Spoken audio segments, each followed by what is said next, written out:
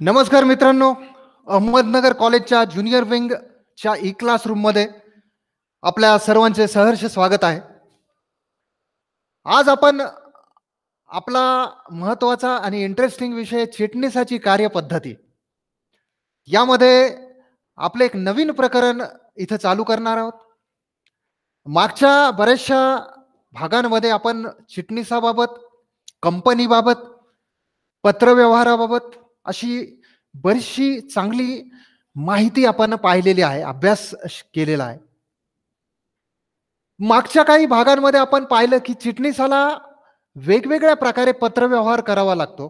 वेगवेगळ्या लोकांशी, वेगवेगळ्या संस्थांशी, अधिकाऱ्यांशी पत्रव्यवहार करावा लागतो आणि तो पत्रव्यवहार करत असताना चिटणीसाला योग्य ती दक्षता घेणं आवश्यक असते. त्या पत्रव्यवहाराची भाषा साधी सोपी असावी. ते पत्र संक्षिप्त स्वरूपात असावं. त्यामध्ये नम्रता असावी, सहकार्य करण्याची भावना असावी, त्या पत्रामध्ये तत्परता असावी आणि ते पत्र हे मुदतीमध्ये व्यवस्थितरित्या ते ज्या व्यक्तीपर्यंत पोहोचलं पाहिजे अशा व्यक्तीपर्यंत ते पोहोचलं पाहिजे. त्या पत्राला उत्तरं मिळाली पाहिजे. अशा प्रकारे चिटणीस हा अनेक व्यक्तींशी, अनेक लोकांशी संवाद साधत असतो पत्रव्यवहाराच्या माध्यमातून. कारण पत्रव्यवहार म्हणजे करस्पॉन्डन्स हा चिटणीसाचा एक महत्वाचे कार्य आहे. Important function of secretary. आणि त्यामुळे आपण मागच्या तासाला सभासदांशी पत्रव्यवहार, कुठल्या कुठल्या प्रकारे चिटणीस सभासदांशी पत्रव्यवहार इथं करत असतो हे आपण पाहिलं. या भागामध्ये आपण आपले नवीन प्रकरण म्हणजेच कर्ज रोखेधारकांशी पत्रव्यवहार कशा प्रकारे केला जातो हे पाहणार आहोत. चला तर सुरुवात करूया कर्ज रोखेधारकांशी पत्रव्यवहार. आता कंपनी काय करते? भागांची व कर्ज रोख्यांची विक्री करून आपले भांडवल उभारणी करते.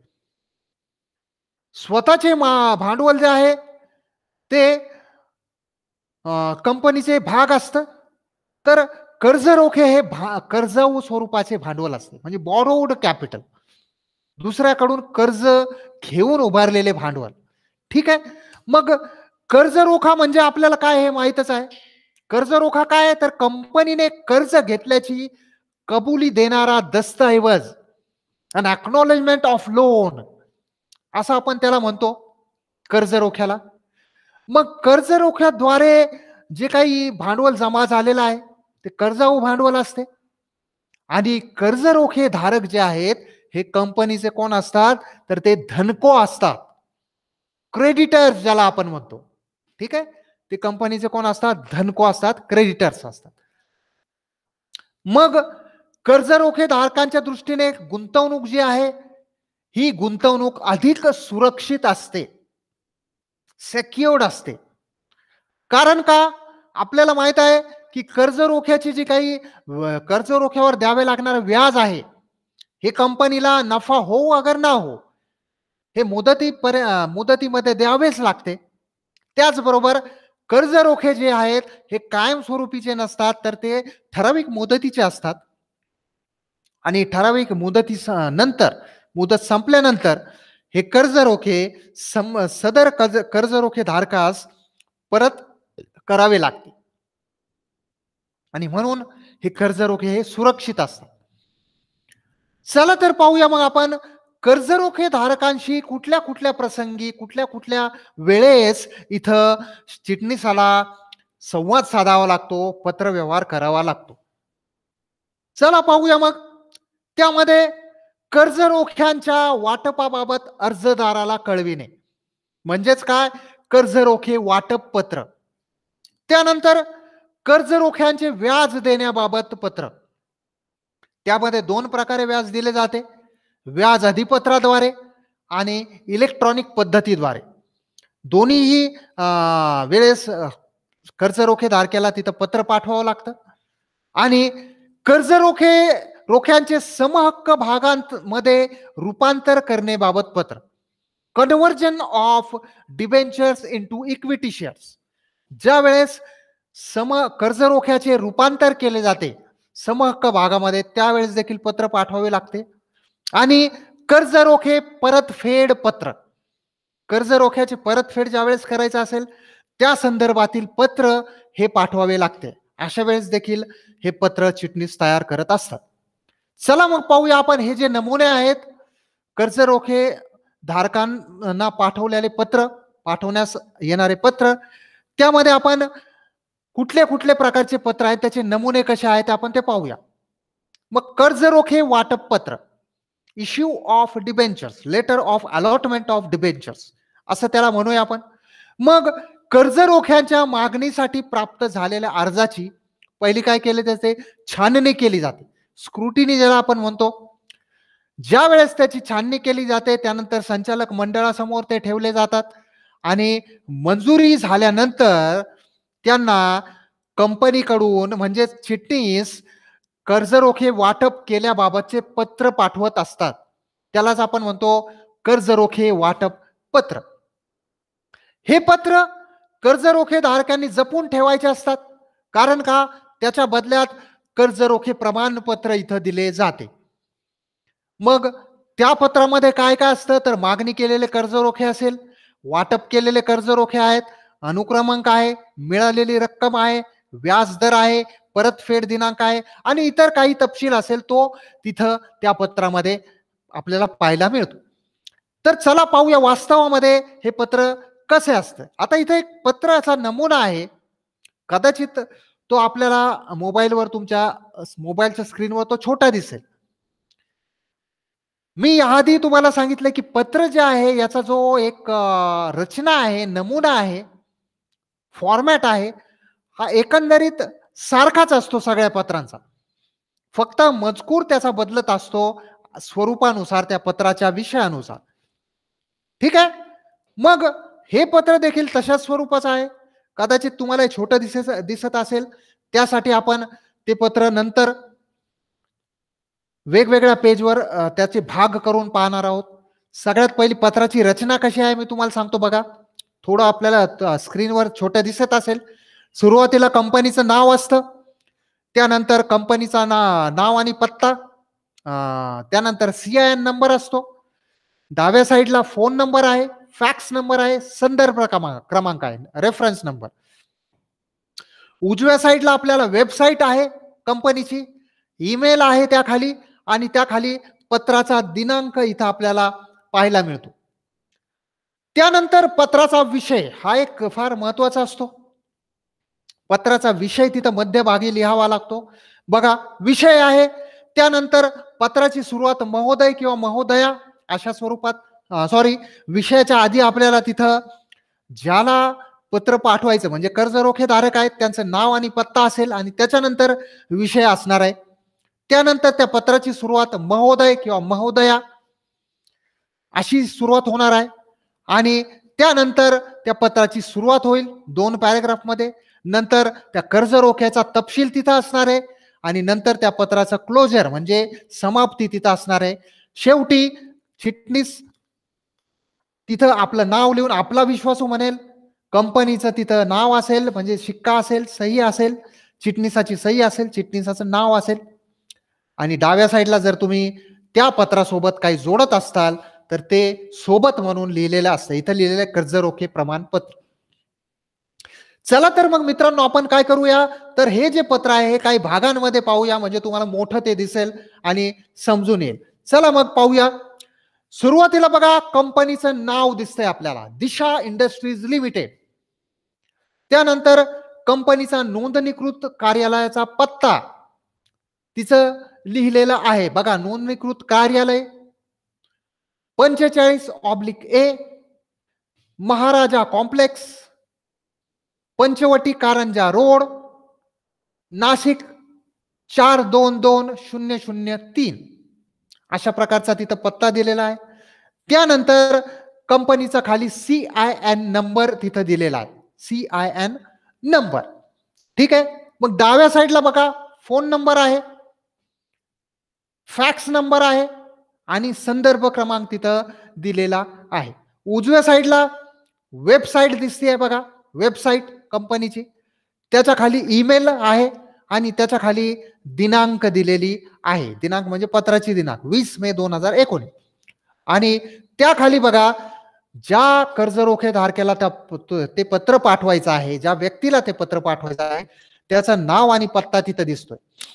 बघा, श्री विजय मित्तल, 230 द्वारका, कारंजा रोड, नाशिक 422036. अशा प्रकारचं नाव आणि पत्ता तिथं दिलेला आहे. त्यानंतर पत्राचा विषय तिथं आपल्याला दिसतोय. विषय कर्ज रोख्याचे वाटप बाबत, कर्ज रोखे वाटप बाबत आपण तिथं लिहिलेलं आहे, विषय दिलेला आहे.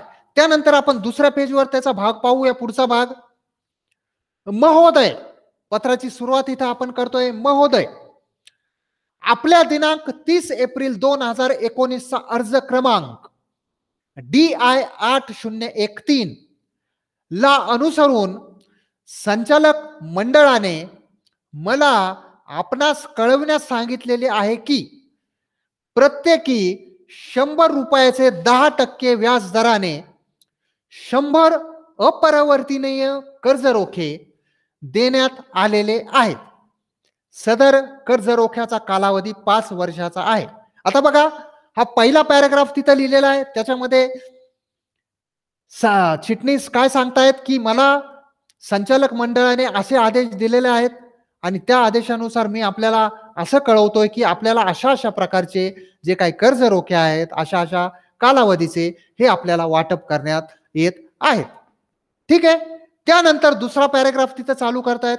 सदर कर्ज रोखे आपणास संचालक मंडळाच्या दिनांक 16 मे 2019 रोजी झालेल्या सभेतील ठरावानुसार आणि कर्ज रोखे विश्वस्त करारातील आणि कंपनीच्या नियमावलीतील तरतुदीनुसार देण्यात आलेले आहेत. आता याच्यामध्ये दुसऱ्या पॅराग्राफ मध्ये चिटणीसाने काय स्पष्ट केलंय की हे जे कर्ज रोखे आहेत हे तुम्हाला संचालक मंडळाच्या सभेच्या ठरावानुसार देण्यात आणि नियमानुसार देण्यात आलेले आहेत. त्यानंतर कर्ज रोख्याचा तपशील खाली देत आहेत. बघा, तपशील कशा प्रकारे दिलेला आहे. पुष्ट क्रमांक म्हणजे पेज क्रमांक त्या कर्ज रोख्याच्या पुस्तकाचा. त्यानंतर मागणी केलेले कर्ज रोखे 100 कर्ज रोखे. त्यानंतर वाटप केलेले कर्ज रोखे 100 म्हणजे जेवढी मागणी केली तेवढेच दिलेले आहेत. त्यानंतर त्या कर्ज रोख्याचा अनुक्रमांक पासून आणि पर्यंत 301 पासून 400 पर्यंत आणि मिळालेली रक्कम ती आहे रुपये 10,000. अशा प्रकारे हे जे काही कर्ज रोख्याचा तपशील आहे तो इथं दिलेला आहे. खाली म्हणत आहे कर्ज रोखे प्रमाणपत्र सोबत जोडलेले आहे. आता या पत्रासोबत जे काही कर्ज रोख्याचे प्रमाणपत्र आहे म्हणजे सर्टिफिकेट आहे ते यासोबत जोडलेले असं देखील ते इथं नमूद करत आहेत. खाली म्हणतात कळावे. आणि नंतर पत्राच्या शेवटी आपला विश्वासू आणि ते पत्र इथं समाप्त केलं जातं. त्याच्यामध्ये कंपनीचं नाव येतं, तिथं कंपनीचा शिक्काही असू शकतो, दिशा इंडस्ट्रीज लिमिटेड करिता. त्यानंतर त्यांची सही खाली येणार आहे. सही श्री अविनाश नाथू कंपनी चिटणीस म्हणजे चिटणीसाचं नाव तिथं दिलेलं आहे. आणि डाव्या साईडला इथं म्हटलं जातंय सोबत कर्ज रोखे प्रमाणपत्र. ठीक आहे, कर्ज रोखे प्रमाणपत्र सोबत जोडले. अशा प्रकारे मित्रांनो बघा, आपल्याला इथं हे पत्र दिसतंय. पत्राची जी रचना आहे ही रचना जी आहे ही सारखीच आहे. आपण जे आधी पत्र व्यवहार पाहिलेले आहेत, याच्या आधी आपण भागासंदर्भात पत्र पाहिलेले आहेत. बघा, भाग वाटप असेल, लाभांश वाटप असेल, या संदर्भात सभासदांना पाठवण्यात येणारे पत्र जे आहे हे आपण इथं पाहिलेलं आहे.